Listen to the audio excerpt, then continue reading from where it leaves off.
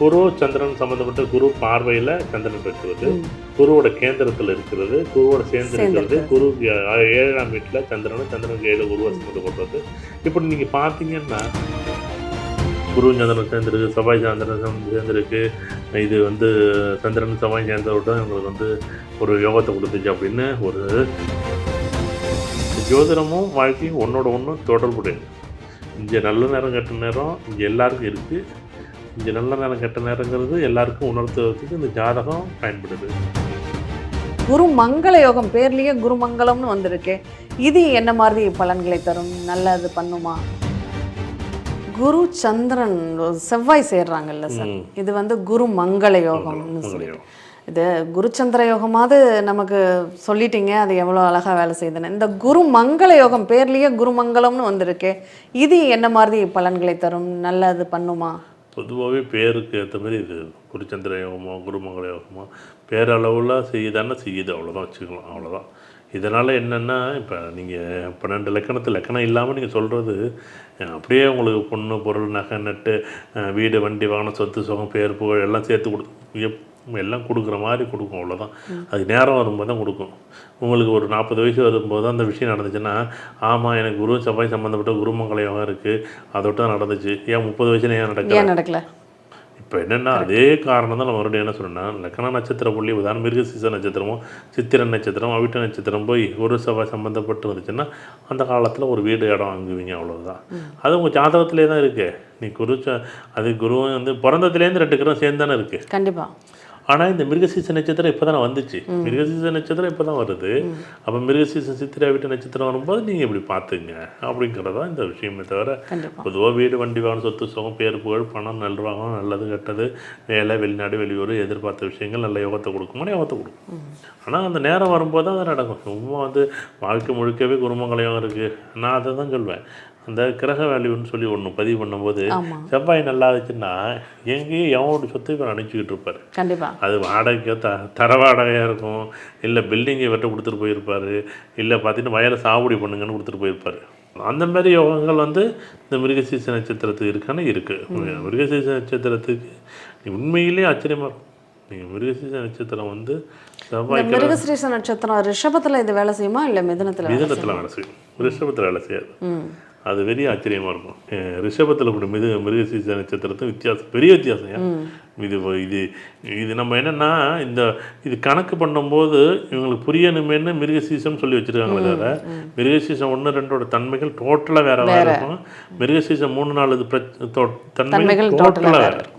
இவங்க நம்ம என்னென்னா புரியணும், அது கணக்கு வரணும் அப்படிங்கிறதுட்டு தான் இந்தமாரி ஒரு அமைப்பு வந்து உருவப்படுத்தியிருப்பாங்கன்னு நினைக்கிறேன். ஆனால் இது வந்து என்னென்னா இது ஒரு கூட்டமைப்பு தான் செயல்படும். ஏன் அப்படின்னா இந்த மாதிரி ஒரு தொகுதிகள் தான், இந்த நட்சத்திரங்கள் வந்து ஒரு தொகுதிகளாக இருக்கும். மிருகசீரிஷம் 3, 4 வரும்போது அதனுடைய செயல்பாடு அபரிவிதமாக இருக்கும். பழையது புதியது ஆய்வு பண்ணுறது, அனலைஸ் பண்ணுறது, அதை வந்து ஒரு விஷயத்தை முடிவெடுக்கிறது, ஒரு செயலை வந்து தொடர்ச்சியாக செய்கிறது, ஒரு விஷயத்தை வந்து நுண்ணியமாக ஆய்வு பண்ணுறது. இப்போ இந்தமாரி மிருகசீரிஷம் 3, 4 இருக்கும். அதே மிருகசீரிஷம் 1, 2க்கு அது மேம்போக்க போகிற போக்கில் ஆமாம் எழுதிட்டு பார்த்துக்கலாம், அதெல்லாம் அவ்வளோதான் இருக்கும். இவ்வளோ இந்த இடம் எவ்வளோ 100, 150 குழி இருக்கும். இதே மிருகசீரிஷம் 3 நாளாக இருந்துச்சுன்னா டேப் பிடிச்சி இஞ்சி வரைக்கும் வளர்ந்துருக்கும். 40 அடி 30 அடி 20 அடி பேச்சோட நிற்கும், அதை செயல்படுத்தும். இல்லை இதுவும் பேச்சோட இருக்கும், அதுவும் பேச்சோட நிற்கும். ஆனால் அது ரொம்ப நுண்ணியம் அளக்கும், செயல்படும். அப்படியே கணக்கு இதுவும் அளக்காது அதுவும் அளக்காதுன்னா அதுக்கு என்ன, நான் 75 அடின்னு சொல்கிறீங்கன்னு வச்சுங்களேன், அது காதில் வாங்கிட்டு போடும். இது 75 அடின்னா இது ஒரு மேப் போட்டு என்ன பண்ணியிருக்கோம் 75 அடி இருக்கா அப்படின்னு இதுவாக என்ன கெஸ் பண்ணி அளந்து பார்க்கும் உன் மண்டைக்குள்ளே. இதுவும் திட்டமிடும் அதுவும் திட்டமிடும். அது திட்டமிடு கம்மியாக இருக்கும், இது திட்டமிடு ரொம்ப அதிகமாக இருக்கும். அதான் சொல்கிறேன்ல, நீங்கள் இந்த மிருகசீரிஷ நட்சத்திரம் சொல்லுவோம். நீங்கள் யாராச்சும் இந்த ஒரு செயலை வந்து திரும்ப திரும்ப செய்கிறது பாருங்களேன். பேண்ட் பாக்கெட்டை தட்டி வைக்கிறது, பை பாக்கெட்டில் ஒரு பொருள் இருக்கான்னு திரும்ப திரும்ப தட்டி வைக்கிறது. இந்த செவ்வாயோட நட்சத்திரம் எல்லா நட்சத்திரமும் இந்த மாதிரி வேலை செய்யுமான்னா, பேண்ட் பாக்கெட்டில் பர்ஸ் இருக்கும் 2 தடவை 3 தடவை, கையில் கீ வச்சுக்கிட்டு கீ எங்கன்னு தேடுறது. அது நிறைய பேருக்கிட்ட இருக்கு, நானும் பார்த்துருக்கேன், கவனிச்சிருக்கேன். இந்த மாதிரி கீ வந்து பார்த்தீங்கன்னா என்னடா என்ன இது லாஜிக்கே இல்லாத விஷயத்தை போட்டு திரும்ப திரும்ப திரும்ப திரும்ப திரும்ப வெளியில் கிளம்பிட்டு கூட வந்து எடுத்துட்டானான்னு செக் பண்ணி பார்ப்பாங்க. உதாரணம் செவ்வாயை பற்றி பேசும்போது அது குருமங்கள யோகம் எல்லாருக்கும் யோகத்தை கொடுக்கணும், எல்லோரும் கடவுளோட ஆசீர்வாதத்தில் நல்லபடியாக வாழணும். ஆனால் லக்கணம் வச்சு ஏஎல்பி லக்கணத்துக்கு ஆதிபத்திய கிரகங்கள் சுபரா அசுபரான்னு முடிவு பண்ணால் மட்டும்தான் அது நல்லதை செய்யுமே தவிர, இல்லைன்னா கண்டிப்பாக அது நல்லது செய்யுமா அப்படின்னா. ரொம்ப முக்கியமான கேள்வி இது. நிறைய பேர் இதை பார்த்து பயந்துருக்காங்க. அந்த ஒரு கேள்வி தான். இந்த செவ்வாயும் ராகும் சேர்ந்தா அது கண்டிப்பாக ஆக்சிடெண்ட் ஆகும், அறுவை சிகிச்சை ஆகும், இது பயப்பட வேண்டிய ஒரு விஷயம் அப்படிங்கிற மாதிரி சொல்கிறாங்க. அதை பார்த்து நிறைய பேர் பயந்து கேள்வி கேட்டிருக்காங்க. இதை பற்றி எல்லா பாவகத்தில் இருந்தாலும், எந்த 12 ராசிகளில் எங்கே இருந்தாலும் இதை பார்த்து பயந்து தான் ஆகணுமா, இல்லை இங்கே இருந்தால் சில இடங்களில் நன்மைகளும் அது செய்யுமா? இது பொதுவாக வந்து உண்மையை சொல்லணும்னா லக்கணத்தை வச்சு தான் சொல்லணும். ப்ளஸ்ஸு மேஷத்துலேயோ இல்லை மீனம் வரைக்கும் எந்த ராசி கட்டத்தில் ஃபஸ்ட்டு செவ்வாய் தனியாக பார்க்கணும், ராகு தனியாக பார்க்கணும். முதல்ல செவ்வாய் ராகு அப்படின்னா, இந்த செவ்வாய்ங்கிறது என்ன அப்படின்னா ரத்தம், அந்த ராகுங்கிறது விஷம். இந்த ராகு வந்து விஷம் வந்து ரத்தத்தில் சேரும்போது ரத்த முறிவு இல்லைன்னா ரத்த சார்ந்த பிரச்சனைகள், அது அடிபடுறதா இருக்கலாம், உடைதலாக இருக்கலாம், இல்லை வந்து காயமாக இருக்கலாம், அது விஷ சந்துக்கள் கடிக்கிறதா இருக்கலாம், பாம்பு கடிக்கிறதெல்லாம் விஷம் போன்ற தன்மைகளை உண்டு. இப்போ வந்து செவ்வாய் சம்மந்தப்பட்ட 6 இருந்துச்சுன்னா வயிறு சம்மந்தப்பட்டது, உணவு சம்மந்தப்பட்டது விஷமாக மாறும். ராகு எங்கே இருக்கோ அங்கே வந்து வயிறு சம்மந்தப்பட்ட 6 இருந்தால் வயிறு, 8 இருந்தால் இடுப்பு, 10 இருந்தால் முழங்கால், 12 இருந்துச்சுன்னா என்ன பண்ணும், அந்த இடத்துல போய் பூஞ்சைகள் என்ன பண்ணும், ஒட்டிக்கும். இது இந்த செவ்வாயும் ராகும் ஒரு எங்கேயோ ஒரு இடத்துல தொடர்பு இருக்குமான்னு இருக்கும். 4, 7, 8 ஏன்னா ஏதோ ஒரு கிரக பார்வையில் என்ன பண்ணோம், ராகு பார்த்துச்சு, ராகுவோட சேர்ந்துச்சு, ராகு வீட்டில் இருந்துச்சு, இப்படி ஒரு கணக்கு வச்சுருக்காங்க. நம்ம நேரடியாக ராகு செவ்வாய் சம்மந்தப்பட்டுச்சுன்னா மட்டும் கிரகங்கள் 6, 8, 10, 12 இல்லாமல் இருந்துச்சுன்னா முதல் விஷயம் நல்லது. இது கூடுதலான முறிவாயிடும். இப்போ ஒரு விஷம் வந்து பட்டுட்டு உடனே ஆஸ்பத்திரி போகிறதுக்கும் 3 மணி நேரம் ஆஸ்பத்திரி போகிறதுக்கும் 3 நாள் கழிச்சு போகிறதுக்கும் வித்தியாசம் இருக்குல்ல. கரெக்டு. இவங்க ஆனால் என்ன நினைக்கிறாங்க அப்படின்னா, ஆச்சரியமாக என்ன ஒரே ஒரு விஷயம் என்னென்னா, இது விஷயமே தெரியாமல் காலம் கடந்துடுறாங்க. செவ்வாய் பார்க்குது, கொஞ்சம் கவனமாக பார்த்துக்கணும். செவ்வாய் பார்க்கல, நீங்கள் அதை பற்றி பயப்பட வேண்டியதில்லை. 6, 8, 10, 12 இருந்துச்சுன்னா உணவு சம்மந்தப்பட்டது, உடல் சார்ந்த விஷயங்கள், அது உதாரணமாக பாவகப்படி முதல்ல செவ்வாயராக பார்த்துருவோம். 1 இருந்துச்சுன்னா தலை சார்ந்த விஷயங்கள்ல நம்ம கவனமாக இருக்கணும். 2 இருந்துச்சுன்னா உணவு சம்மந்தப்பட்ட விஷயத்தில் கவனமாக இருக்கணும். 3 சம்மந்தப்பட்டுச்சுன்னா தைராய்டு சம்மந்தப்பட்ட பிரச்சனையில் பெரிய விஷயம் இருக்குமானா தைராய்டுக்கு மாத்திரை சாப்பிடுவாங்க. அந்த மாத்திரையே இவங்களுக்கு வேறு ஒரு விஷயமா சைட் எஃபெக்ட் பண்ண ஆரம்பிச்சிடும். அடுத்தது 4 இருந்துச்சுன்னா மார்பு சம்மந்தப்பட்டதில், இதயம் நுரையீரல் சம்மந்தப்பட்டதில். 5ன்னா வயிறு, உணவு சாப்பிட்டதால் வயிறு வந்து என்ன பண்ணுவோம், ஒப்பிக்கிட்டு அது வந்து கேஸ்டபிள் மாதிரி போட்டு கக்கிக்கிட்டே இருக்கும். 6 பெரும் வயிறு, பெருங்குடல் பெரிய பிரச்சனையாக இருக்கும். 7ன்னா முதுகு தண்டுவோடம் வலி வேதனையாக இருக்கும். 8 இருந்துச்சுன்னா இடுப்பு, ஆசனவாயி, மலக்குடல், இது 9 இருந்துச்சுன்னா தொடை, 10 இருந்துச்சுன்னா வந்து முழங்கால், 11 இருந்துச்சுன்னா கணுக்கால், 12 இருந்துச்சுன்னா இது எங்கேனே ஒரு வலியோ ஒரு வேதனை கொடுக்கணும். 12 பாதம்.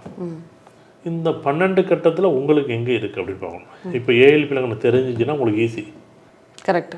1 இருந்துச்சுன்னா அதுக்கான டாக்டர் பார்க்கலாம், நீரோ சம்மந்தப்பட்டதையோ இல்லை டாக்டர் சம்மந்தப்பட்டது, இது மூளை சம்மந்தப்பட்ட பிரெயின் சம்மந்தப்பட்ட டாக்டர், மூளை நரம்பியல் சம்மந்தப்பட்ட டாக்டர் பார்க்கலாம். 2 இப்போ உணவு கண் சம்மந்தப்பட்டது, காது சம்மந்தப்பட்டது, கண் சம்மந்தப்பட்டது, மூக்கு சம்மந்தப்பட்ட டாக்டர், இஎன்டி டாக்டர் ஒரு தடவை பார்த்துட்டு, இது என்னென்னா இந்த மூக்குலையோ இல்லை காதலையோ இல்லை கண்ணிலையோ அந்த சொட்டு மருந்தே அவருக்கு என்ன பண்ணும், சம்மந்தம் இல்லாமல் விஷமாக மாறும். கண்ணில் ஊற்றினா தான் தொண்டை வரையும் வரும். எல்லாம் ஒரே கனெக்டிவ் தானே. மூக்குலேருந்து போகலாம், கண்ணிலேருந்து போகலாம், இல்லை வாயிலேருந்து போகலாம், இல்லைன்னா தொண்டைக்கு போகிறது, மூளைக்கு போகிற நரம்பு அங்கே தான் கனெக்ட் ஆகிருக்கு. ஆனால் இது என்னென்னா இந்த நிகழ்வு வந்து இந்த செவ்வாய்ராக இதுமாரி 12 கட்டத்தில் இருந்தாலும் மேஷது ஒரு விஷயம். இப்போ ராசிப்படி இப்போ உதாரணம் மேஷத்தில் ராகு இருக்கலாமா, ஃபஸ்ட்டு செவ்வாய் இருக்கலாமா அப்படின்னா இப்போ ஒரு 50% நல்லது கொடுக்கும், 50% கெட்டது கொடுக்கும். இதில் சார் ரிஷபத்தில் எனக்கு செவ்வாய் இருக்கலாமா, 50 + 50 மைனஸு.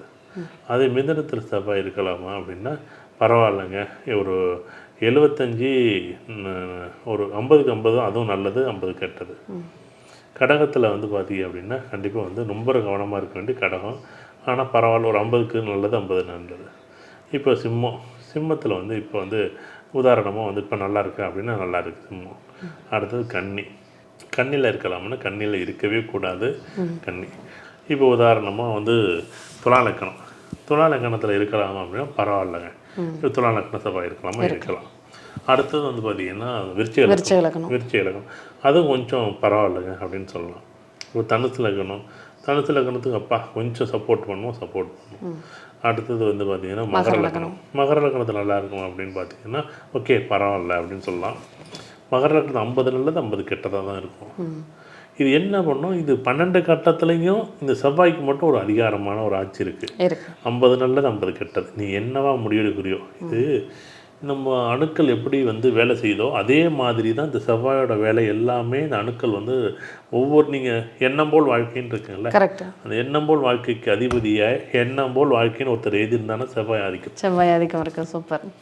கும்பத்தில் வந்து 50 நல்லது 50 கெட்டது. ஏன்னா எல்லாத்துலேயும் 50% நல்லது இருக்குது, 50% கெட்டது இருக்குது. இப்போ நீ வந்து 50% நல்லது செஞ்சால் 50% 100% நல்லது செஞ்சால் 100% உனக்கு கொடுத்துட்றேன். இதை நீ புரிஞ்சுக்கிட்டீங்கன்னா இப்போ மீனத்தில் இருக்குது 50 நல்லது 50 கெட்டது. இப்போ 12 கட்டத்துலேயும் மேஷத்துலேயும் மீன வரைக்கும் எல்லாம் 50 நல்லது இருக்குது, 50 கெட்டது இருக்குது. ஜோதிடத்தின் பரிணாம வளர்ச்சி. ALP ஜோதிடம், உங்கள் வாழ்க்கை உங்கள் கையில்.